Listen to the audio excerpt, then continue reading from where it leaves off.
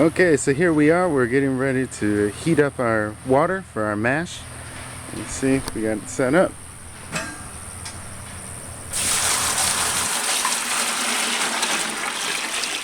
So the water hit our correct temperature that we were shooting for, 162 degrees, and now we're getting ready to put our grains in.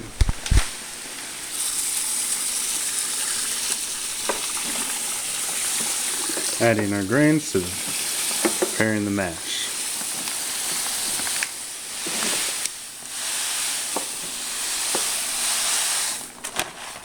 So we reached the temperature we were shooting for, 150 degrees. So as you saw, we hit the temperature of 150 degrees is what we wanted for the duration of our mash. Now we're going to let it sit here for about an hour and seep. And the reason that we have it seeping in the mash is so that we can extract the sugars for both the flavor of the beer and the sugars that are necessary for fermentation. Okay, so we're about halfway through our mash, and now we're starting to heat up our water so that we can sparge after the mash is done. Sparging is done so that we can get the absolute most out of our grain. So we'll see you in about 30 minutes. So here we are, an hour into our mash. We're done, and you see our temperature 149, so we dropped a degree. So pretty good for sitting an hour. So now that the mash is completed, we're doing a process called Warloff, which is just clarifying the mash, because the first little bits that come off are going to be a little bit cloudy, although it's hard to tell with such a dark beer. Now that we clarified it, now we're just going to run everything off into our boil kettle.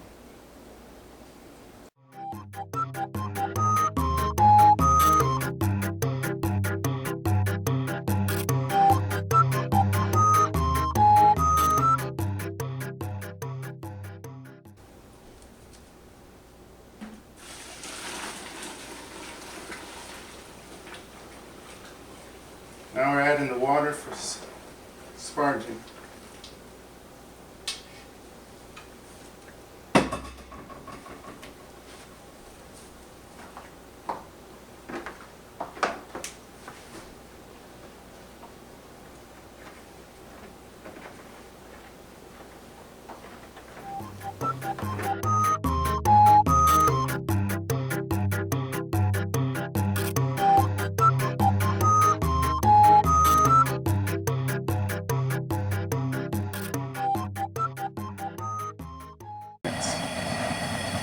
So now that we separated our wort, we can start our boil.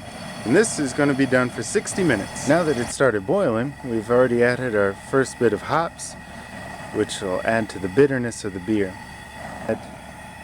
In about 45 minutes, we'll add our next batch of hops.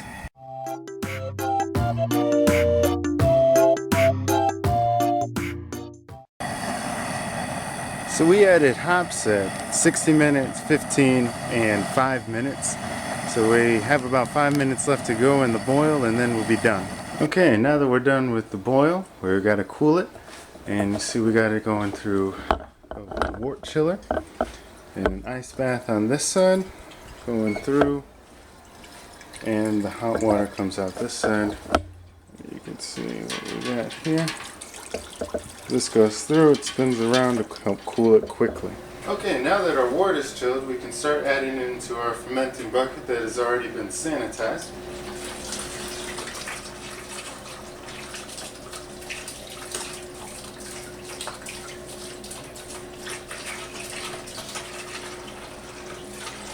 Okay, so a while ago I put the yeast in this, which is a starter, which is basically just a sugary malty mixture so that the yeast can start to wake up and get active.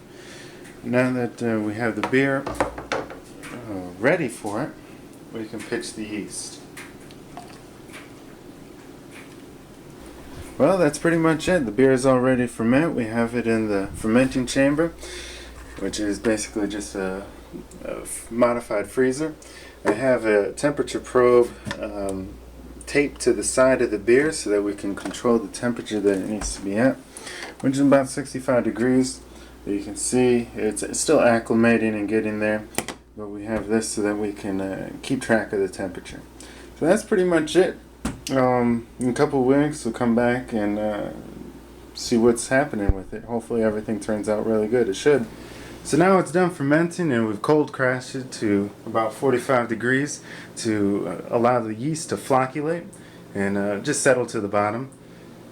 Now we're going to add our wood chips to add a little oakiness to it, and we're also had the oak chips sitting for about a week in a bacon bourbon. And this is just to simulate a bourbon barrel. As you may have noticed, some beers are aged in bourbon barrels. It seems to be a more popular thing nowadays. So this is our version, since I actually don't have a bourbon barrel. Now we've already sanitized, as you just saw the spray, sanitized both the hot bag and the cup. Now the glass is just to add weight so that it doesn't float.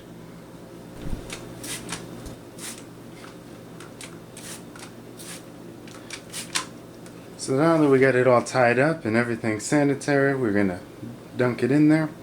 We're going to leave it in there for about a week, and then I'm going to open this thing back up and test it. Maybe it needs a little bit more whiskey to it, and the bacon whiskey. If it does, I'll add another ounce or so, let it sit another week, and just go until I get the right oakiness and whiskey flavor that I want. If you want an update to see how things are going, feel free to subscribe to the links below. And if you want to see how I did the bacon whiskey, I'll also put a link down there for it too. Alright, hope you enjoyed it.